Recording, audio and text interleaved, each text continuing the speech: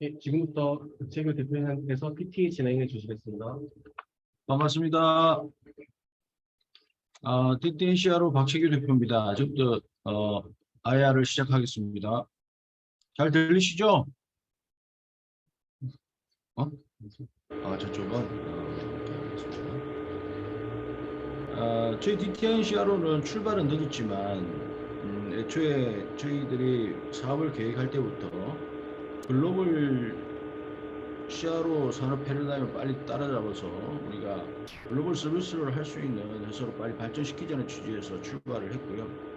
그래서 글로벌 트렌드를 보면 치료 의약품이 세포 치료제, 이중항체, 또 나노 물질 등 다양화되면서 사실 임상 디자인 관점에서부터 비임상에도 관여하는 그럼으로써 성공률을 높이려는 시도가 많이 일어나고 있습니다.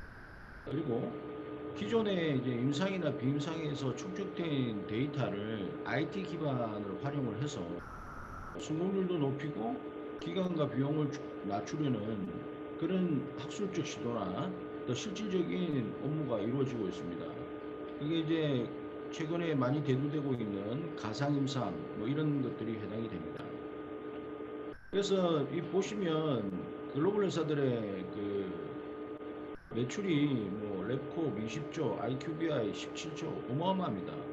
그래서 저희들도 비임상부터 임상까지를 모두 아우르고 여기서 이제 축적되는 그런 데이터를 활용해서 우리 IT 기반으로 새로운 가치를 창출해내는 기업으로 발전하고자 하는 게 출발입니다. 그래서 5페이지 보시면 국내에는 풀 서비스 CRO라는 회사가 없습니다. 잘 아시겠지만 임상에는 ADM, 드림 CIS, CNR 같은 코스닥 상장 기업이 있고요. 비임상 쪽에는 보면 효능 업무를 주로 하는 노트스, 그 다음에 GLP 인정을 주로 하는 바이오톡스텍, 이렇게 이제 유닛별로 구분이 되어 있습니다. 그래서 저희들은 2개 내지 3개 업체를 합쳐놓은 성장성을 구가할 수 있다는 장점이 있고, 그 다음에 이제 고객들한테 신약 개발 기간 단축, 비용 절감 등의 니즈를 축적시킬 수 있다는 측면에서 바람직한 방향이라고 생각하고요. 실질적으로 그런 것들이 매출 성장이 2019년부터 21년 사이에 매년 평균 성장 76.2%로 성장하고 있기 때문에 이런 것들 실제로 보여주고 있는 지표라고 생각하고요. 수주 잔고도 21년 반기 기준으로 444억으로 발전했습니다. 그리고 말씀드렸다시피 저희들이 IT 기술을 활용해서 다른 기업들이 가지고 있지 않은 새로운 기술들을 발굴해내겠다는 취지로 출발을 했고요. 그게 이제 샌드 솔루션 개발이고, 그 다음에 생동 임상용 스마트 임상센터 플랫폼 개발입니다. 이런 뒷페이지에서도 설명을 드릴 거고요. 그다음에 이제 상장 후에 우리 회사를 어떻게 만들어 갈 것이냐 하는 문제인데요. 일단은 저희들은 신약 개발 초기, 비임상 단계 여러 유닛들을 단계별 유닛들을 모두 우리가 론칭해서 그걸 사업화하고, 그리고 이제 실제로 이제 제약사들과 앞단에서 좀 더 많은 연결성을 가지고 가겠다는 전략입니다. 왜 그러냐면 비임상에서 임상 1상으로 성공률으로 론칭되는 확률이 9.8%밖에 안 됩니다. 현재까지는. 그러니까 이 앞단에서 좀 더 많은 우리가 관계를 가지면 임상에서도 우리도 자연스럽게 원스톱 관계를 가져갈 수 있다고 판단하고 있고요. 두 번째는 IT와 BT 융합입니다. 즉 다시 말해서 AI나 블록체인을 활용해서 우리는 임상 쪽은 이런 플랫폼을 개발함으로써 다른 방향으로 경쟁력을 만들어가겠다는 전략을 가지고 있습니다. 회사 소개를 드리면 저를 중심으로 해서 주요 인력이 이제 효능센터는 이제 최수영 사장님 좀 기억해 주시기 바라고요. 우리 PD 쪽은 총괄은 선덕성 부사장님, 그 다음에 이제 바이오 분석 전문가입니다. 이봉만 부사장님. 이분들 해서 주요 인력들이 포진되어 있습니다. 성장 스토리를 말씀을 드리면 저희들이 2019년부터 유의미한 이제 매출을 올리고 발전하기 시작했는데요. 그 이유가 보면 2018년 3월에 저희들이 그 생물학적 동등성 실시기관 지정을 받았습니다. 그러면서 이제 이게 2019년에 이렇게 매출로 결과가 나올 수 있었고요. 그 다음에 2019년 9월에 저희들이 비임상 실시기관 지정을 받았습니다. 그래서 이제 GLP가 저희들이 서비스가 개시되면서 20년, 21년 이렇게 이제 발전할 수 있었습니다. 그래서 보시면 저희들이 임상, 그때 이제 동등성 임상, 그 다음에 GLP 인정 이런 것들이 되면서 발전할 수 있었고요.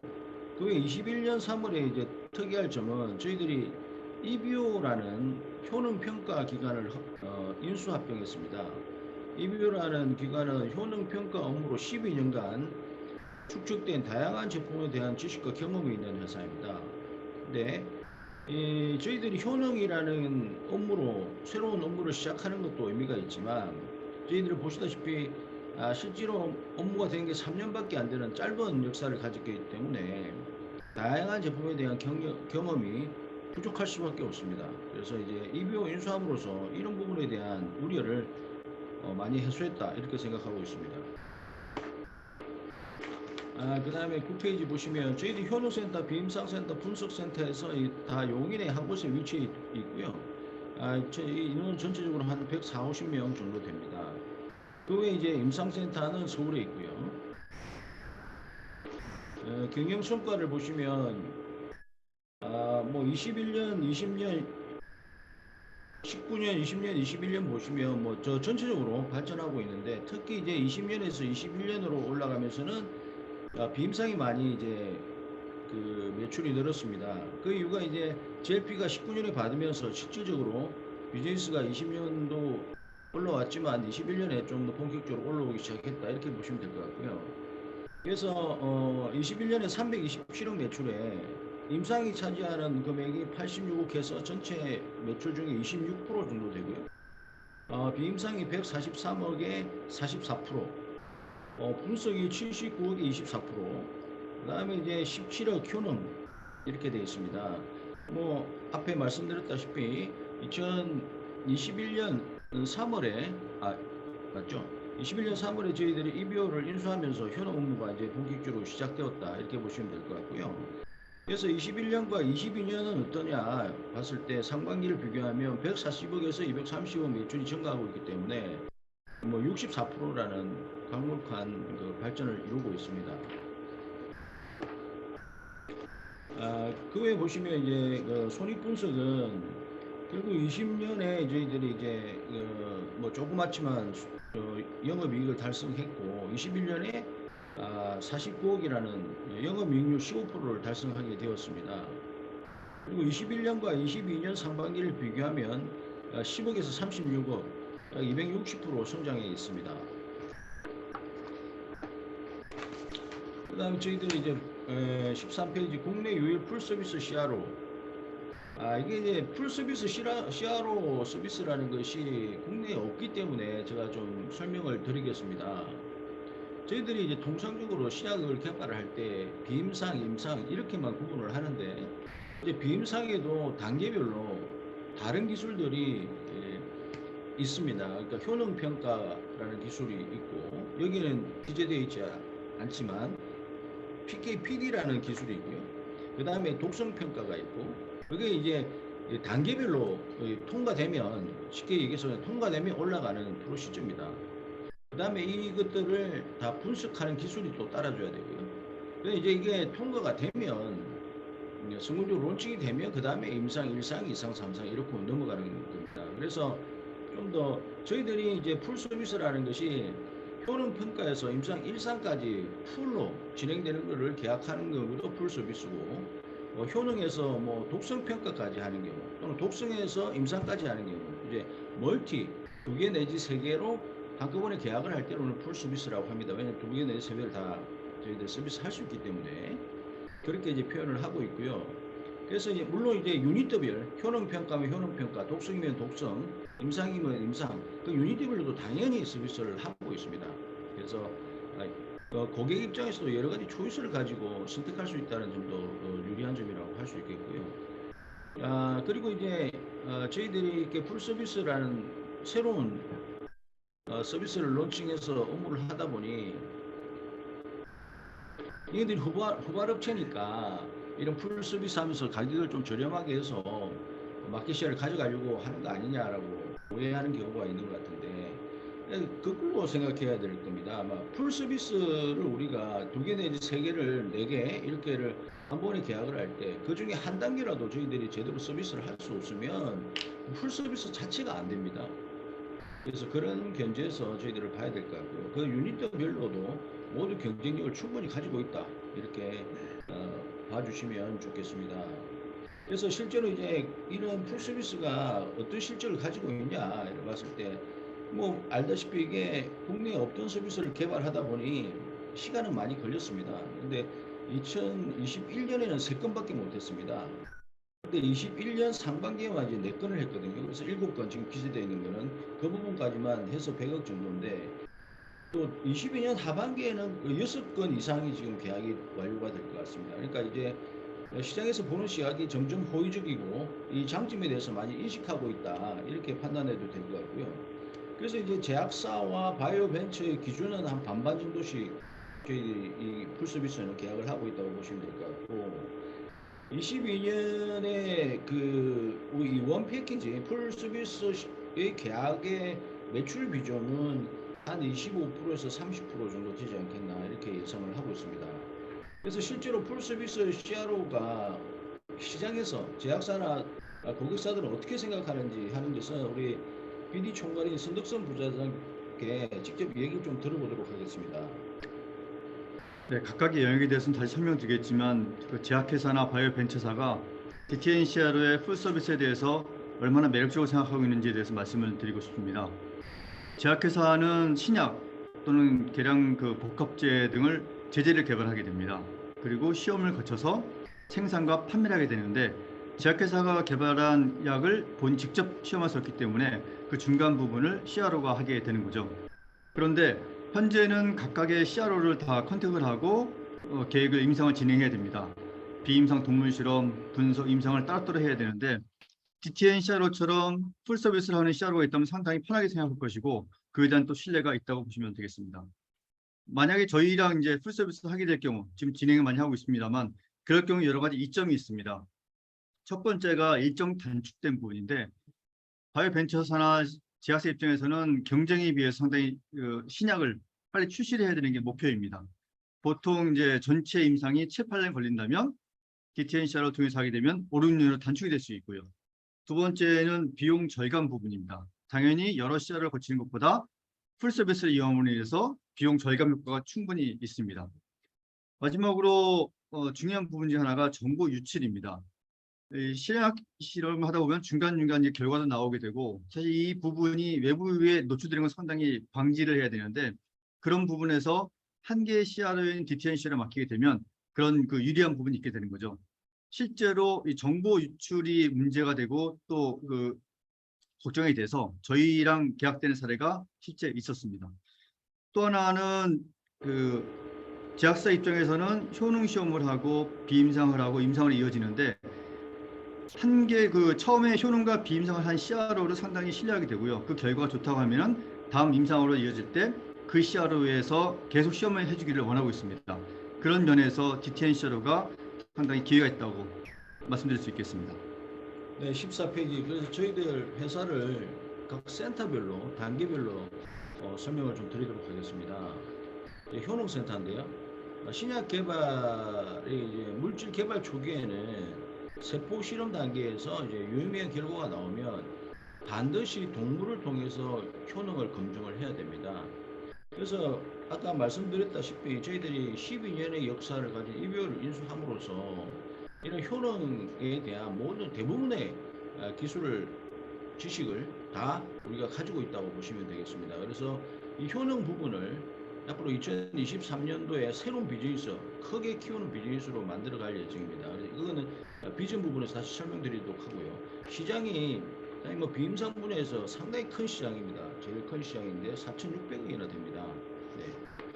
그 다음에 이제 비임상 분야인데요. 저희들이 이제 비임상이라고 하니까 너무 광범위합니다. 그래서 GLP 인증기관이라고 하는 게 이제는 맞을 것 같고요. GLP 인증이라는 게 왜 중요하냐면 GLP 인증을 받은 독성 시험기관은 OECD 국가에서 모두 인정을 합니다. 그 데이터를. 그렇기 때문에 이제 글로벌 타겟팅으로 하는 회사도 저희한테 시험을 받으면 뭐 FDA든 유럽이든 일본이든 다 신청 접수를 할 수 있는 것이죠. 그런 의미에서 GLP 인증기관이라는 것은 아주 중요한 의미를 갖습니다. 근데 GLP 인증이라는 것이 그 회사 전체를 인정을 해주는 것이 아니라 그 테스트 아이템 하나를 다 별도 인정을 받아야 됩니다. 이게 상당히 시간도 많이 걸리고요. 왜냐하면 실험을 다 해야 되거든요. 그렇게 해서 제출해야 되기 때문에 시간이 많이 걸립니다. 그래서 저희들이 이제 의약품은 총에서 23건인데 저희들이 이미 21건을 다 받아놓은 상태고요. 의료기 5건, 화학물질 26건. 23년도 초기에 2건, 4건을 이제 추가로 받을 예정이고. 근데 이제 이렇게 시험이 까다롭고 프로시저가 힘들고 그다음에 품질 관리가 아주 철저하기 때문에 업무 효율을 높이는 게 상당히 어려운 비전이 있습니다. 그래서 이제 저희들이 림스, 심스, 몹스 같은 자동화 프로그램들을 도입을 해서 업무 자동화를 많이 실시하고 있고요. 업무 효율을 높이기 위한 노력을 꾸준히 하고 있습니다. 그중에서 또 샌드 솔루션 개발인데요. 이 부분은 또 뒷페이지에서 설명드리도록 하고 시장 규모는 한 2,700억 정도 규모입니다. 그다음에 임상센터입니다. 저희들이 하는 임상은 주로 일상과 생동 임상을 주로 하고 있습니다. 물론 이상까지도 하고 있습니다만은. 그래서 점유율이 이제 12%, 7%, 생동이 12%, 임상이 7% 정도 저희들이 점유율을 가지고 있는데요. 저희들이 임상을 바라보면 임상을 앞으로 발전시키고자 하는 또 이 매출을 증대시키고 효율을 높이기 위한 방향으로 저희들은 스마트 임상센터 플랫폼이라는 것을 개발을 했습니다. 즉 다시 말해서 임상을 AI와 블록체인을 활용해서 다 자동화하자. 임상 수행을. 그래서 휴먼 에러도 없애고 기간도 단축하고 하는 비용 절감하고 하는 그런 방향으로 개발해 나가자는 취지에서 저희들이 2년여에 걸쳐서 개발을 했습니다. 그래서 그 부분 뒤에 또 설명을 드리도록 하겠습니다. 분석센터인데요. 저는 이 바이오 분야에서 가장 중요한 기술이 분석 기술이라고 생각합니다. 국내는 케미컬 드럭에 대한 분석 기술이 충분히 축적이 되어 있기 때문에 어떤 의약품이든 충분히 분석할 수 있는 기술이 어느 회사든 다 가지고 있습니다. 그런데 바이오 분석 기술이 거의 전무합니다. 여기서 바이오 분석 기술이라고 하면 세포 상태가 아닌 동물 실험을 통해서 나온 혈액이나 단백질을 분석하는 기술을 얘기하는 것인데요. 왜 그러냐면 지금 바이오 여러분들 투자하시니까 잘 아시겠지만 단백질이나 펩타이드를 활용을 해서 신약을 개발하는 회사들이 대부분 실험을 해외에서 하고 있습니다.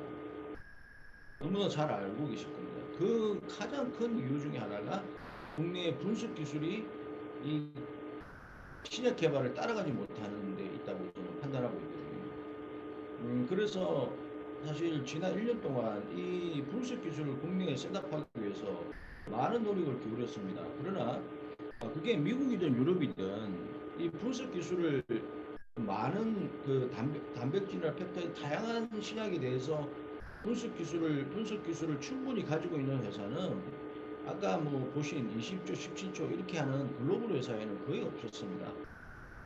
그래서 저희들이 고심 끝에 이번에 이제 올 6월 달에 앞에 설명했던 이봉만 부사장을 영입을 하면서 바이오 분석을 저희들이 서비스를 시작을 했고 실질적으로 결과가 많이 나오고 있습니다.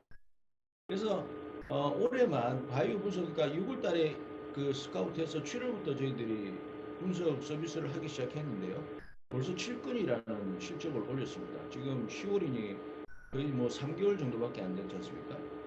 그만큼 이 기술에 대한 목마름이 국내에는 많다 이렇게 보시면 될 것 같고요. 그러면 저희들이 뭐 단백질 140종의 이상의 단백질 성분을 전부 다 분석할 수 있냐? 그 수준은 아닙니다. 저희들이 볼 때 현재 세계에 나와 있는 단백질 관련된 펩타이드 관련된 제품이 한 30% 정도는 분석할 수 있는 기술을 충분히 가지고 있다라고 생각하지만 앞으로 저희들이 공격적으로 저희들이 기술을 습득하고 스타디를 해 나가면 앞으로 1년 내에 70% 이상은 저희들이 분석할 수 있는 기술을 보유할 수 있을 것으로 판단하고 있습니다. 그러면 저희들이 이렇게 바이오 분석을 할 수 있는 기술이 계속해서 축적이 된다면 효능이든 PK/PD든 비임상이든 임상 검체든 단백질 관련된 또는 펩타이드 관련된 제품도 저희들이 모두 시험을 할 수 있다. 즉 시너지가 많이 나는 비즈니스다. 그리고 해외에 나가 있는 것을 다시 한국으로 국내로 돌릴 수 있다. 그리고 국내에 돌리면 당연히 개발 기간이 짧아질 것이고 이런 부분에 있어서 국내에 큰 역할을 할 수 있고 선순환할 수 있는 비즈니스라고 생각하고 있습니다. 그 다음에 차별화된 IT 솔루션 중에서 저기 샌드 솔루션인데 미국 FDA에 신청을 하려면 과거에는 이제 종이 페이퍼로 뭐 수만 페이지를 한꺼번에 제출하고 해서 신청을 해서 업무를 해왔습니다. 근데 지난 10년 동안 FDA에서 어소시에이션을 만들어서 이것을 전자문서화하기 위해서 노력을 해왔고 그것을 이제 발표한 게 샌드라는 프로그램입니다.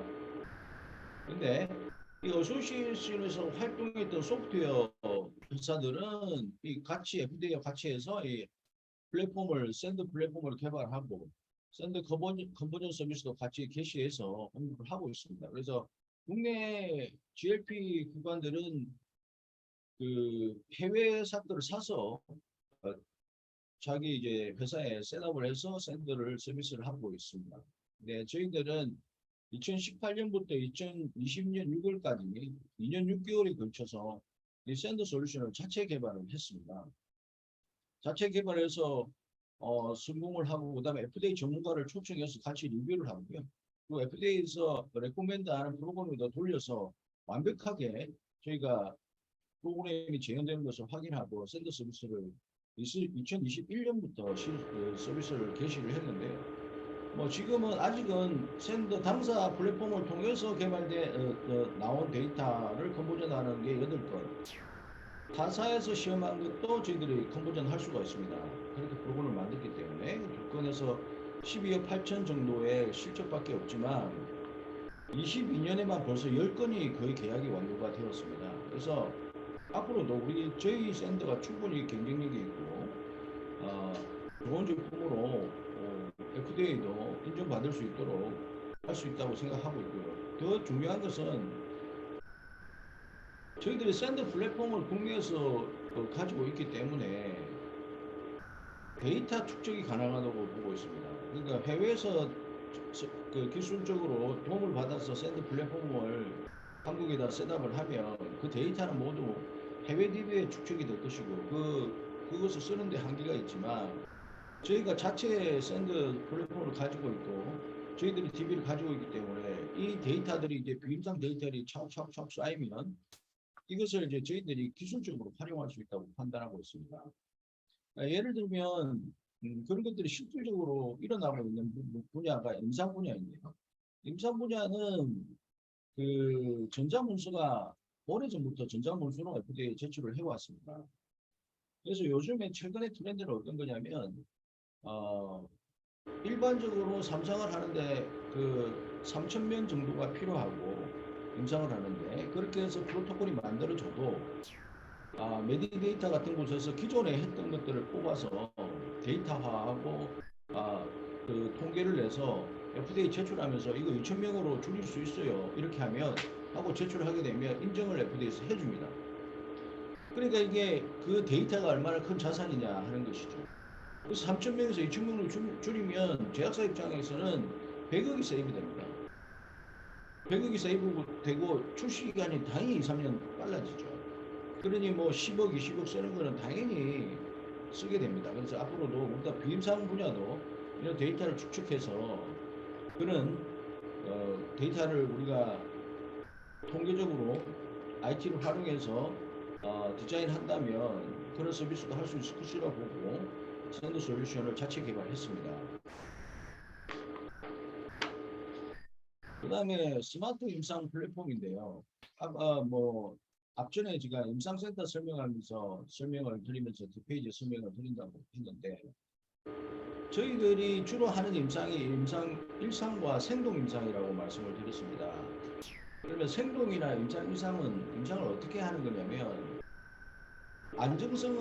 그 약의 안정성을 보는 약이기 때문에 건강한 사람을 모집을 해서 한 임상기관에 모여서 입원을 하고 실험을 하게 됩니다. 말씀드렸다시피 그러니까 건강한 사람, 한 임상센터, 그 다음에 입원, 그 세 가지를 주목해 주시면 좋겠는데요. 제가 설명을 드리면, 이제 복제약의 경우 임상을 어떻게 하게 되냐면, 대조약과 실험약을 2번 내지 4번을 투약을 하고 중화하고 투약하고 중화하고 하게 됩니다.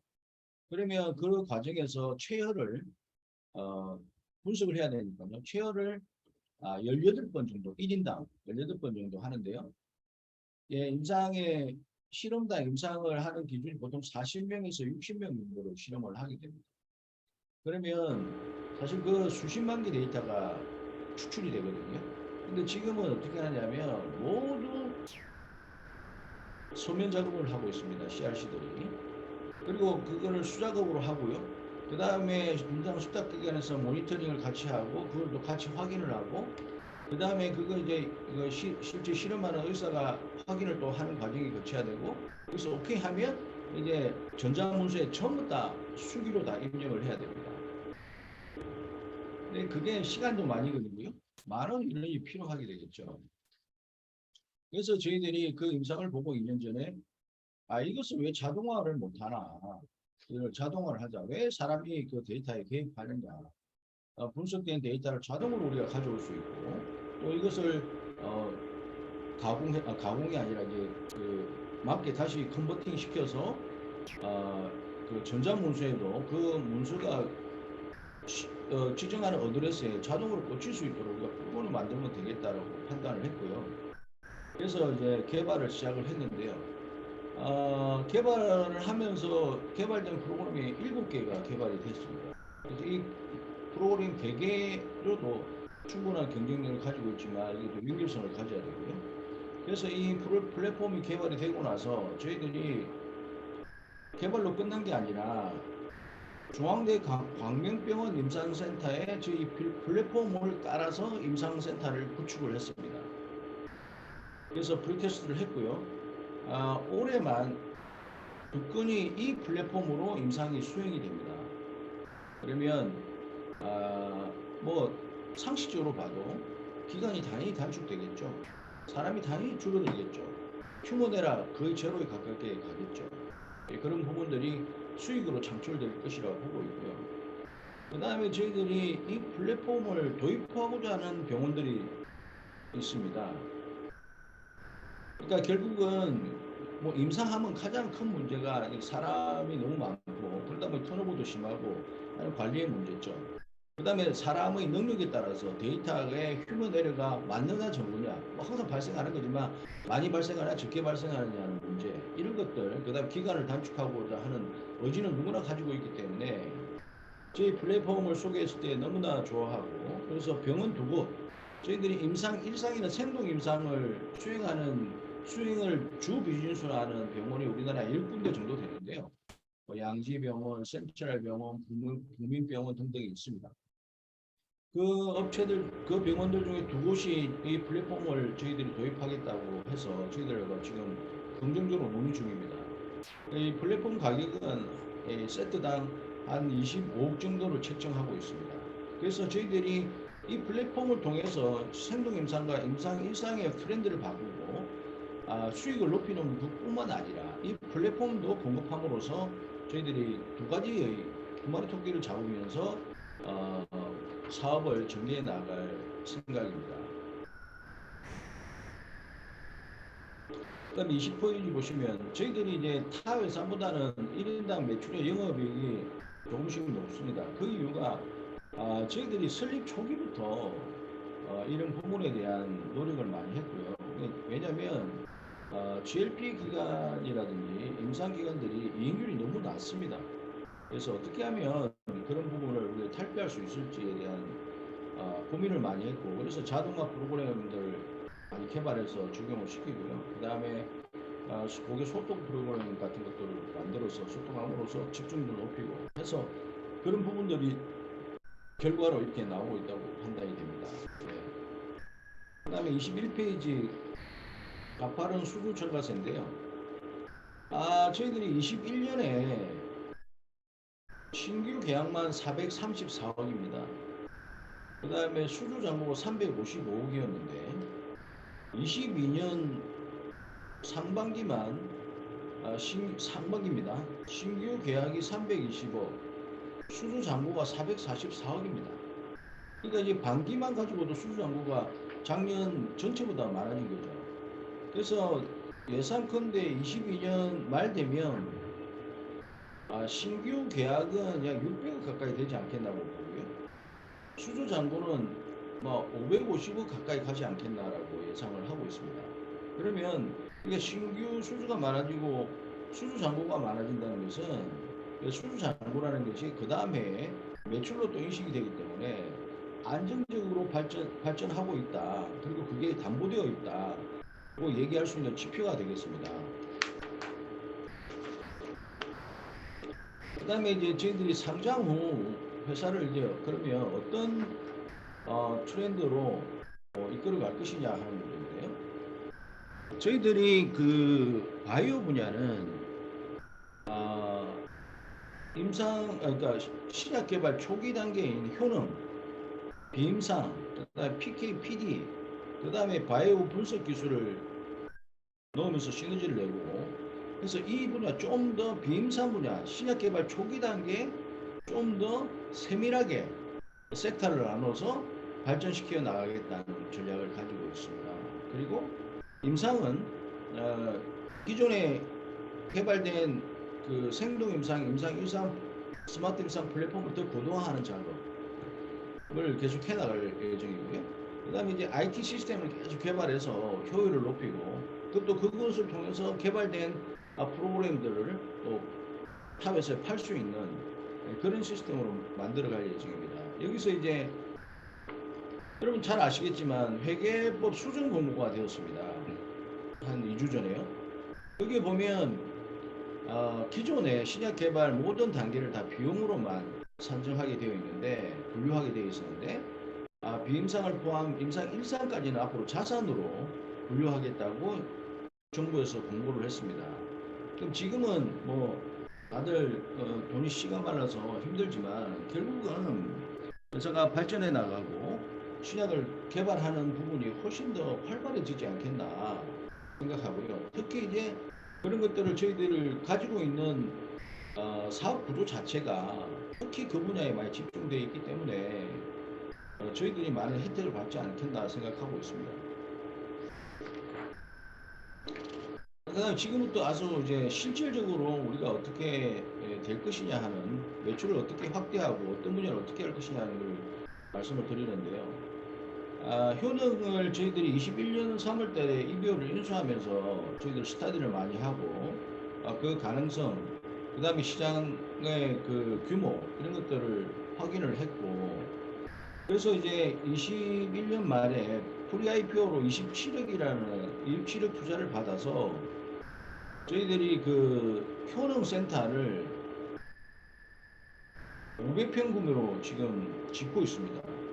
그래서 23년 1월에 오픈해서 드디어 업무가 시작될 예정입니다. 여기는 이제 보시면 동물실, 중동물실, 아주 많은 것들, 그 다음에 여러 장비들 이미 다 갖추고 있고요. 그 다음에 그래서 이제 최대 수용 능력이 현재 있는 시설은 24억밖에 안 되는데요. 이걸 이제 150억까지 늘립니다. 그 다음에 이제 23년 3월까지 해서 비임상센터 GLP 시설을 확충을 합니다. 근데 그게 확충을 하는 게 새로운 건물을 짓거나 하는 게 아니라, GLP는 모든 게 그 시설, 장비, 건물이 워낙 까다롭기 때문에 상당히 많은 투자가 필요합니다. 그래서 기존 건물에서 사무실로 쓰던 부분을 저희들 사무실 다 다른 곳으로 이동을 시키고 그 부분을 동무실을 확충함으로써 수용 능력을 늘려나가는 전략으로 가고 있습니다. 그래서 최대 수용 능력이 기존의 220억에서 280억으로 확충됩니다. 그러면 23년 내년에 효능센터와 비임상센터의 확충으로만 최하 100억 이상의 신규 매출이 이미 준비되어 있다, 이렇게 보시면 될 것 같습니다. 그 다음에 이제 PKPD 센터인데요. PKPD라는 것은 이제 그 신약 개발에 필수적으로 해야 되는 실험이고 데이터를 제출해야 됩니다. 그게 어떤 실험이냐면, 효능이 좀 이제 동물 실험을 통해서 좋은 효능이 나왔으면, 이것을 이제 그럼 그 약이 어떤 농도로 어떻게 사라지고 그런 농도 분석을 해야 되고요. 그 다음에 어떻게 흡수되고 어떻게 분포되느냐 하는 것들도 역시 분석해서 제출을 해야 됩니다. 근데 보시면 실험 기간이 물질에 따라서 2 내지 6주 정도면 다 실험이 완료가 됩니다. 저희들 IT 기술을 활용해서 실험 현역률을 최대로 끌어올릴 수 있는 비즈니스라고 보고 있고요. 근데 지금 현재 시장 상황은 어떠냐면, 보시다시피 진입 장벽이 상대적으로 낮습니다. 그러다 보니 지금 시장의 현황은 소규모 업체가 난립해 있습니다. 그래서 시장에서 뭐 여러 가지 뭐 가격이 싼 저렴한 그런 부분에 대한 것은 있겠지만, 단점은 뭐냐면 품질 보증이 상당히 무너지고 있다. 즉 다시 말해서 똑같은 물질을 이번 달에 줄 때 다음 달에 줄 때 약간씩 데이터가 달라지는 경향이 있다라는 거고요. 그 다음에 물질이 약간만 바뀌어도 신물질이 돼도 분석 기술이 따라가지 않으니 국내에서 수행이 불가능하다, 그런 문제점이 있습니다. 그래서 근데 이게 이런 어쨌든 소기업이 난립하는 과정에서 이게 PKPD 센터를 우리가 대규모로 GLP 수준으로 분석 기술이 다른 측면에서 서비스가 가능할 것이냐는 부분에 대해서 좀 더 확인하기 위해서 저희가 이제 제약회사 대표들을 한 5분 만나서 협의를 해봤는데요. 제약사들은 이렇게 얘기하더라고요. 일반적인 제품, 흔한 제품은 국내에 그냥 맡기는데, 좋은 제품이나 앞으로 이제 큰 매출을 일으킬 수 있는 회사로서는 중대한 프로젝트는 다 해외로 보낸다고 합니다. 그래서 이게 이제 저희들이 좋은 품질과 그 다음에 그 좋은 분석 서비스 기술을 가지고 저희들이 이 신규 비즈니스를 만들어 나가면 크게 성공할 수 있겠다는 확신을 갖게 됐고요. 그래서 저희들이 이제 2023년 10월 전에 이 센터를 완료시킬 예정입니다. 그 공모 자금으로 이미 토지는 그 용인에 저희 회사 옆에 이미 그 계약을 해놓은 상태고요. 바로 이제 상장 후에는 작업을 해서 10월이면 동물실을 오픈함으로써 2023년 한 10월, 11월 이럴 때는 실제로 오퍼레이션 해보고 2024년부터는 신규 비즈니스가 창출될 수 있도록 최하 수용 능력을 한 200억 규모가 되기 때문에 최하 여기서도 신규 2024년에 이것으로 인해서 신규 매출을 100억 정도, 100억 이상 올릴 수 있다고 계획하고 있습니다.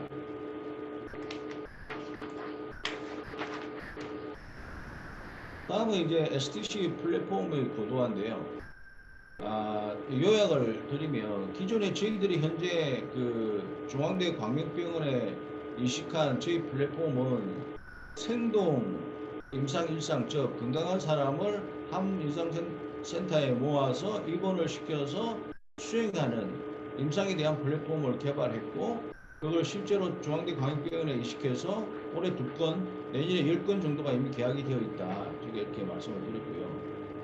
10건 계약이 되어 있다는 말씀을 앞에 안 드린 것 같습니다.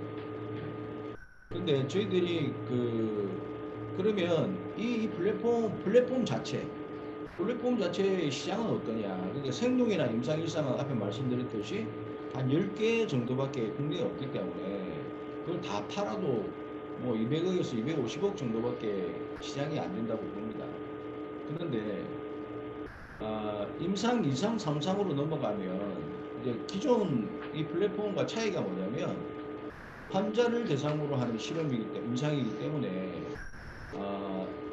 여러 의사가 각각의 다른 병원에서 동시에 임상을 하게 됩니다. 그러면 차이점을 보시면 병원이 여러 곳이 되고요. 임상 의사가 여러 의사가 되고 그다음 환자를 대상으로 합니다. 그래서 이 차이 때문에 또 새로 개발해야 되는 프로그램들이 있습니다. 첫째는 IWRS, 약을 배달해야 될 테니까요. 약 배달 상황 실시간 모니터링 시스템이 있어야 되고, 그 다음에 환자를 대상으로 하기 때문에 이 임상약을 복약했을 때 이상 반응이 나왔을 때 바로바로 이렇게 레포팅이 될 수 있는 이 세이프티 프로그램이 있어야 되고요. 그 다음에 여러 의사가 동시에 하기 때문에 문서 관리나 밸리데이션 소프트가 반드시 있어야 됩니다. 다음에 또 중요한 거는 여러 병원에서 하기 때문에 EMR이 다 다릅니다. 즉, 그 환자의 데이터가, 임상 데이터가 다 각각의 병원에 다 입력이 될 겁니다. 근데 우리가 실험하는 그 임상은 한 프로젝트잖아요. 그래서 그 한 프로젝트 DB에 그 데이터들이 각 병원에 EMR에 있는 데이터가 자동으로 우리가 원하는 곳에 다 수집될 수 있도록 하는 소프트웨어가 있어야 됩니다. 다음에 또 뭐가 필요하냐면 환자들이잖아요. 이 사람들 입원해서 하는 게 아니라 자택에서 임상약을 복약하게 됩니다. 그래서 복약하는 시간도 알려주고 또 복약함이 확인하는 그런 소프트웨어가 있어야 됩니다. 그 다음에 또 중요한 거, 가장 어려우면서도 중요한 것은 EDC 컨버터라는 것인데요. 각 병원에서 또는 임상수탁기관에서 또는 제약사들이 선호하는 전자문서가 따로 있을 겁니다. 근데 우리가 가지고 있는 전자문서뿐만 아니라 저희들이 타 문서도 컨버팅해서 그 데이터가 정확하게 꽂힐 수 있도록 해줘야 될 겁니다. 그래서 여러 전자문서, 타 회사의 여러 전자문서도 저희들이 분석해서 똑같은 데이터가 그 전자문서에 맞게 꽂힐 수 있도록 하는 컨버터가 프로그램이 필요합니다. 근데 이 프로그램들이 완성이 돼서 한 세트가 된다면 기존의 현재의 플랫폼과 이 고도화 작업이 완성이 된다면 저희들이 완성이 되면 임상시험이 어떻게 되냐면 사람의 필요한 인원수가 확 줄어듭니다. 왜냐하면 개입할 일이 체열하거나 실질적으로 그런 일 외에는 실제로 문서를 다루는 일은 거의 사람이 개입하지 않기 때문에 데이터를 입력하는 것도 마찬가지고요. 그 다음에 그렇기 때문에 기간이 당연히 단축되겠죠.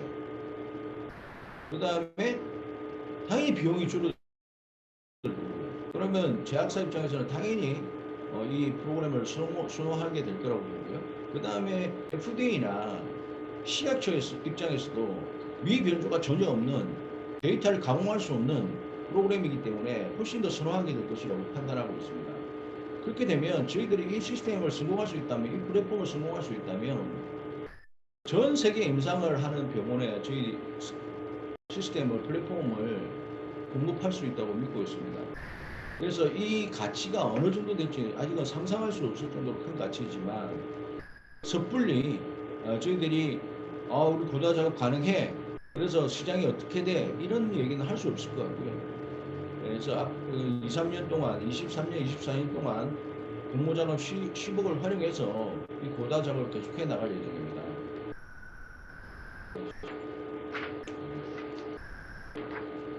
그리고 저희들이 GLP가 보시면 이제 그 2023년에 내 건, 의료기기 내 건, 화학물질 분야 내 건을 추가로 이제 취득하게 되면 저희들이 임상도 하고 독성 시험도 다 할 수 있기 때문에 의료기기나 같은 경우는 화학물질도 마찬가지고요. 이 분야도 어느 정도 매출을 우리가 끌어낼 수 있다. 그런 측면에서 보여드리는 슬라이드입니다. 저는 여기까지 설명드리겠습니다. 네, 고모에 관한 사항 주관사에서 간단하게 말씀드리도록 하겠습니다. 고모 예정 주식수는 고모 총 발행 주식수 631만 5,256주에 약 21.5%인 140만 주입니다. 고모 희망가액은 22,000원에서 25,000원이고요. 고모 예정 금액은 하단 기준 308억 원, 상단 기준 350억 원입니다. 지금 저희 대표님께서 말씀해 주신 것처럼 공모하는 모든 금액을 저희 신규 사업에 투자할 예정이고요. 예상시가총액은 하단 기준 1,389억 원, 상단 기준 1,579억 원입니다. 참고 목적으로 회사의 마지막 기간 투자는 2021년도 12월에 공모직수 기준으로 약 1,000억 원의 기업 가치를 인정받았습니다. 저희 키움증권도 DTNCRO의 주주이기도 한데요. 회사가 지금까지 세운 매출 목표들을 성실하게 잘 이행해 나가시는 것들을 옆에서 지켜봐 왔고요. 특히 풀서비스라는 풀서비스 CRO라는 이 특성으로 새로운 신규 센터를 설립하자마자 매출들이 나오는 것을 옆에서 지켜봤습니다. 그래서 저희도 앞으로 지금 계획하신 매출 계획들이 성공할 수 있는 가능성이 저희가 많이 높다고 판단이 됩니다. 상장 후 유통 가능 물량은 35.69%로 최근 IPO 기업의 평균 수준이라고 판단됩니다. 특히 공모 물량 21.5%를 제외하면 기존 주주 중에 즉시 매도 가능한 물량은 14.19%이므로 오버행 이슈는 그렇게 크지 않다고 생각됩니다. 저희 수요 예측일은 오늘부터 내일까지, 그러니까 10월 26일부터 27일까지 예정이고요. 저희 수요 예측 첫날 가점이 있으니 많은 참여 부탁드리겠습니다. 저희 납입일은 11월 7일, 상장 예정일은 11월 11일입니다. 네, 저는 여기까지 하고 그 재무에 관한 사항은 CFO께서 설명해 주시도록 하겠습니다. 네, 재무상태표와 손익계산서에 대해서 말씀드리겠습니다. 먼저 재무상태표는 2022년 상반기 기준 자산총계 399억, 부채총계 184억, 자본총계 219억으로 구성이 되어 있습니다. 여기에서 부채에 대해서 좀 더 상세히 말씀을 드리면 유동부채가 169억에 비유동부채가 15억으로 구성이 되어 있습니다. 유동부채에서 보면 저희들이 현재 매출 자체를 진행률로 인식을 하고 있기 때문에 계약부채로 약 77억이 잡혀 있습니다. 그리고 병원비나 동물 원재료 등에 약 53억, 단기차입금 29억, 장기차입금 8억으로 구성이 되어 있고요. 앞에서 말씀드린 계약부채는 저희들이 매출로 인식을 하면 부채에서 없어지는 부분이기 때문에 회사의 실질적인 부채는 약 97억 정도로 보시면 될 것 같습니다. 그렇기 때문에 회사의 재무 상황은 아주 안정적이다라고 말씀을 드릴 수 있을 것 같습니다. 손익계산서에 대해서 말씀을 드리겠습니다. 2021년 매출액 327억에 영업이익 49억을 달성을 했습니다. 2022년 상반기에는 매출액 230억에 영업이익 36억을 달성을 했고 전년도와 비교하면 올 상반기에 약 70% 이상을 달성을 하였습니다. 추가적으로 앞서 비전에 말씀드린 것처럼 2023년에 효능 및 임상센터의 캐파 확장과 2023년 말에 PK/PD 신축으로 인해서 앞으로도 안정적이고 지속적인 회사의 성장이 가능할 것으로 보고 있습니다. 이상입니다.